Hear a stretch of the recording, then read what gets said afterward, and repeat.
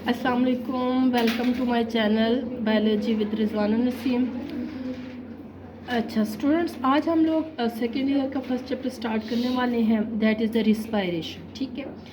अच्छा, हम लोगों ने रिस्पायरेशन स्टार्ट करनी है तो सबसे पहले हमें ये पता होनी चाहिए कि एक रिस्पायरेटरी सरफेस क्या होती है और उसकी क्या प्रॉपर्टीज़ होती है। ठीक है। अब देखिए, रिस्पायरेशन या रिस्पायरेटरी सरफेस जो होनी है वो होनी है जी जाके हमारे लंग्स के अंदर रिस्पायरेशन ने होना है। ठीक है। बेसिकली एक्सचेंज ऑफ गैसेस ने आपके लंग्स में ही होना होता है। लाइक कार्बन डाइऑक्साइड ने इधर से रिमूव होना है और ऑक्सीजन ने आपके ब्लड में जाना है। ठीक है। ये ब्लड है और यहाँ से लंग्स से कार्बन डाइऑक्साइड ने जो है ना, ब्लड से कार्बन डाइऑक्साइड ने लंग्स में आना है और लंग्स से कार्बन डाइऑक्साइड ने ऑक्सीजन ने ब्लड के अंदर आना है। ठीक है।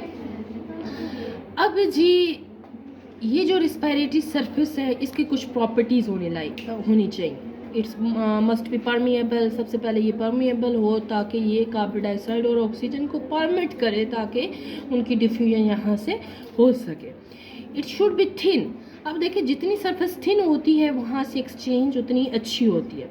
It should have a large surface area. जितना सरफेस एरिया अच्छा होगा, जितना लार्ज होगा बेसिकली, उतना ही एक्सचेंज ऑफ गैसेज या डिफ्यूजन प्रोसेस इजीली हो सकता है। इसके अलावा इसके पास अच्छी खासी ब्लड सप्लाई होनी चाहिए, वेंटिलेशन इसकी अच्छी होनी चाहिए ताकि डिफ्यूजन ऑफ गैसेज इजीली हो सके।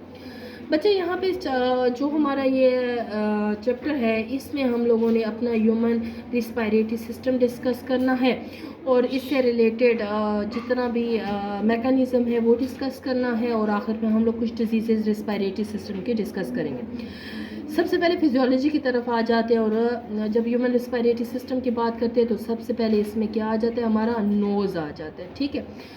अब देखिए, नोज़ के अगर हम लोग इंटरनल स्ट्रक्चर ड्रॉ करें तो आपको पता है कि नोज़ जो है वो उसकी दो नेज़ल कैविटीज़ होती हैं और नेज़ल कैविटीज़ के अंदर आपके पास होते हैं हेयर, इसके अलावा कुछ म्यूकस और इसके अलावा ब्लड वेसल्स होती है। अब हेयर्स जो होते हैं उनका काम होता है फिल्टर करना एयर को। ठीक है। कोई भी अगर डस्ट पार्टिकल कोई चला गया है आपकी एयर में तो उसको फिल्टर करके आगे आपके रिस्पायरेटरी सिस्टम के अंदर भेजना।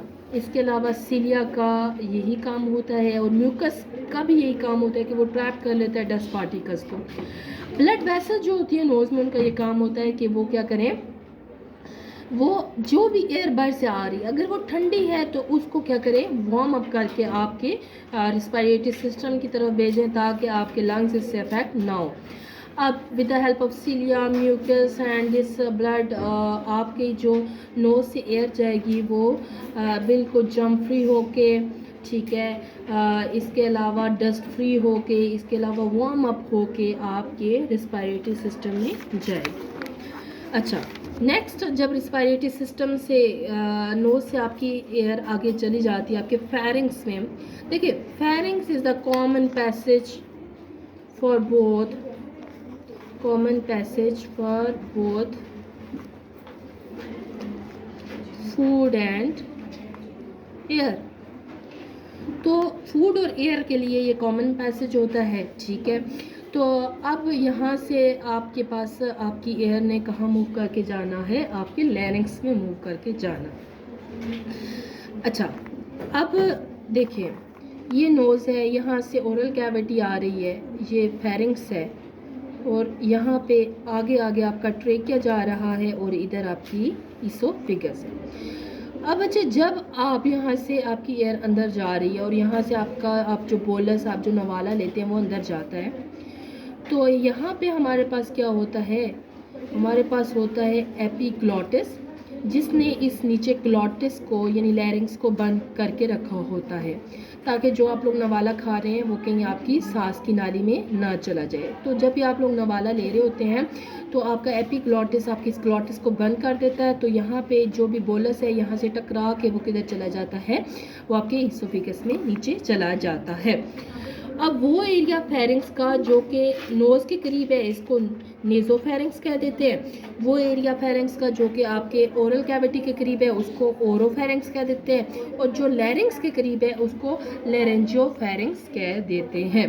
ठीक है, तो इस तरह से अल्लाह पाक हमें हर नवाले के साथ जो है मौत से बचा लेते हैं, क्योंकि अगर ये नवाला आपके लैरिंग्स में चला जाए तो आपकी डेथ हो सकती है।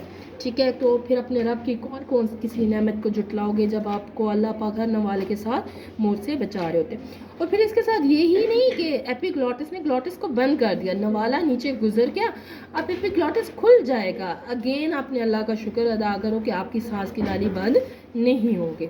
तो इस तरह से जो है हम लोग हमारी जो एयर है वो फेरिंग्स से होती हुई लैरिंग्स तक पहुंच जाती है।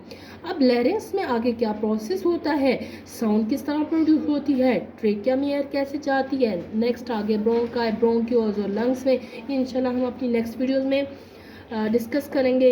अभी के लिए आपसे रिक्वेस्ट है कि आप मेरे चैनल को लाइक करें, सब्सक्राइब करें और शेयर करें। Thank you students. अल्लाह।